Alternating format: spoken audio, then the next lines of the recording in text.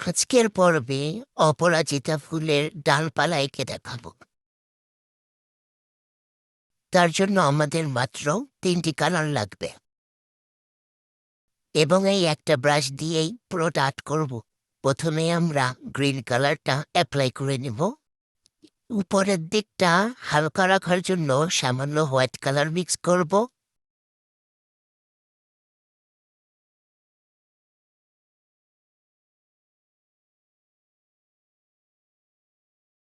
এবং নিচের দিকটা ডিপ রাখার জন্য হালকা ব্ল্যাক কালার মিক্স করব।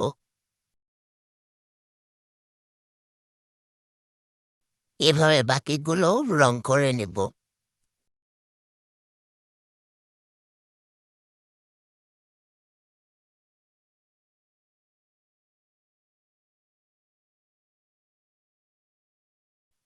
বাকিগুলো রং করা শেষ।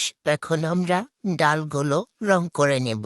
এর জন্য ফার্স্টে আমরা ব্ল্যাক কালার দিয়ে যতই নিচের দিকে আসতে থাকবো ততই গ্রিন মিক্স করে হালকা বানাতে থাকবো এবং একদম শেষের দিকে গিয়ে গ্রিনের সাথে হালকা ইয়েলো মিক্স করে একদম হালকা কালার বানিয়ে নেব এবং এটি দিয়ে চিকন করে ডালটা টেনে নেব।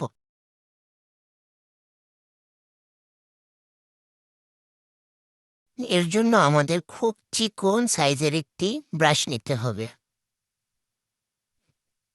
যে ব্রাশ দিয়ে ডিটেলিং এর কাজ খুব সহজেই করা যায়।